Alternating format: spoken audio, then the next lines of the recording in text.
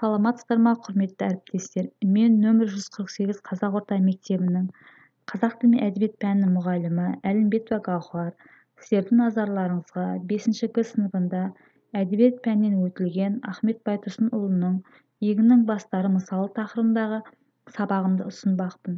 Бүгінгі сабағымыздың оқу мақсаттары: әдеби шығарманың жанрына қарай фабуласы мен сюжеттік дамуын сипаттау, кейіпкерлерді шынайы өмірмен салыстырып бағалау. Сабақ мақсаттары барлық оқушылар орындай алады. Шығарманың жанрына қарай фабуласы мен сюжеттік дамуын сипаттайды, кейіпкерлерді шынайы өмірмен салыстырып бағалайды. Оқушылардың көпшілігі орындай алады. Мысал өлеңнің сюжеттік композициялық құрылысына талдайды, өз көзқарасын дәлел арқылы келтіреді. Кейбір оқушылар орындай алады. Шығарманың мазмұны арқылы тұжырым жасайды, кейіпкерлердің бейнесіне қатысты үзінділер анықтайды.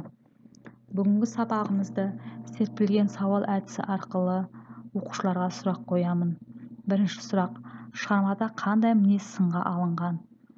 Тәкаппар бидай неге дәнсіз қалды? Қалп емес тәкаппарлық данышпанның деген жолдарда не түсіндіңдер? Тәкаппар бидай сияқты адамдар өмірде кездесе ме? Әкесі бидайдың қылығын қалай түсіндірді? Дескриптор өлең мазмұны бойынша сұрақтарға жауап береді. Өмірмен байланыстыра отырып өз көзқарасын білдіреді.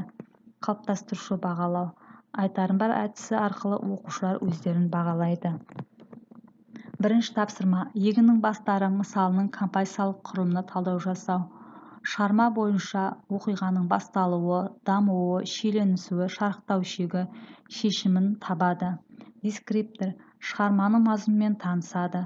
Шығарма оқиғаларының композициялық құрылымына қарай талдайды. Шығарманың фабуласын сипаттайды. Оқушылар балдық жүйемен 1 мен 10-ның арасында өздеріне баға береді.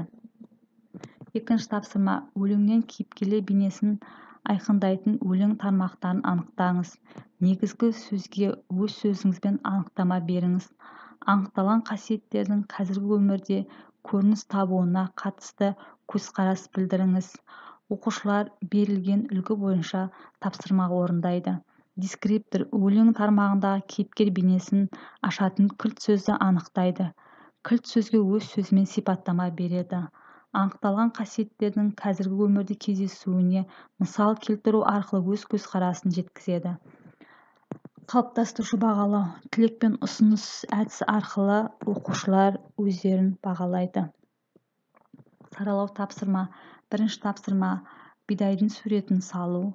Екінші тапсырма: адамның мінез-құлқы туралы мақал-мәтел жазу. Үшінші тапсырма: қарапайымдылық асыл қасиет тақырыбында ой толғау жазу. Бүгінгі тақырыбымызда не қызықты, не құнды, не қиын сауалы бойынша кестені толтырамыз. Үйге тапсырма Ахмет ағаға